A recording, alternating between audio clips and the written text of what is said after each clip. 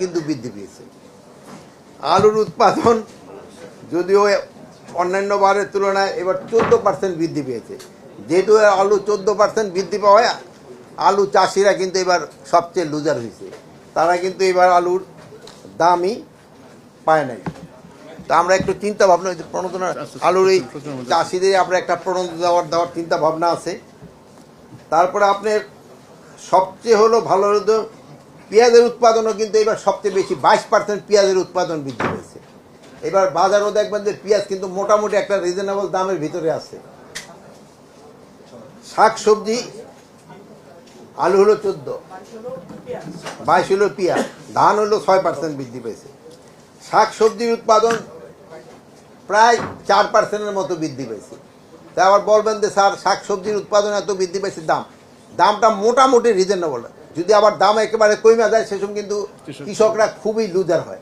আপনারা জানেন অনেক সময় দেখা যায় যে কৃষকরা এই কি বলি স্পেশালি মূলা কফি এইগুলি গরুরও খাওয়াই দেয় অনেক সময় দাম না পাইলে।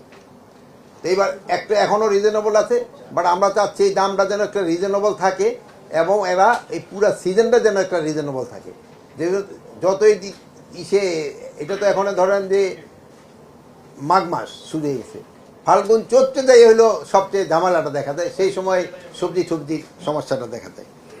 সবচেয়ে বেশি বৃদ্ধি পেয়েছে আমাদের সরিষার উৎপাদন। সরিষার উৎপাদন কিন্তু এবার 86% বৃদ্ধি পেয়েছে। 86% সরিষার উৎপাদন বৃদ্ধি পেয়েছে। আপনাকে বলছিলাম না যে মিনি কোল্ড স্টোরেজ আমরা 100 অলরেডি বিভিন্ন জেলায় দিয়ে দেওয়া হয়েছে, 64 জেলায় দেওয়া হয়েছে, প্লাস আবার নতুন আরও 100টা আমরা করতেছি।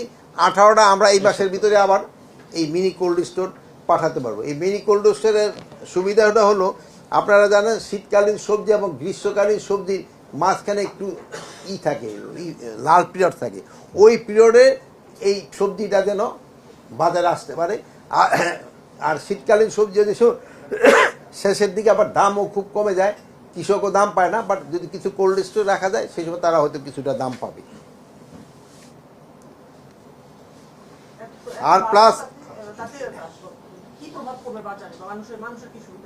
মানুষের সুবিধার জন্য ওই যে আগে যে গরুতে খাওয়াই ফেলতো, ওইটার গরুরে না খাওয়ায় কোল্ড স্টোরে রেখে দিলে মানুষই আবার সবাই খেতে পারে। আর 2 নাম্বার হলো সবচেয়ে হলো সার, নন ইউরিয়া সার 1961 সালের পরে এখন যে মজুদ এই হলো সবচেয়ে বেশি মজুদ। স্মরণকালে সবচেয়ে বেশি মজুদ আছে নন ইউরিয়া সার। যেহেতু ইউরিয়া সারটা কন্ট্রোল করে হলো কি বলে বিসিআইসি, মানে শিল্প মন্ত্রণালয়, ওদেরও মজুদ ভালো, বাট এইটার মজুদ হলো সবচেয়ে 61 সালের পরে এত মজুদ কোনো সময়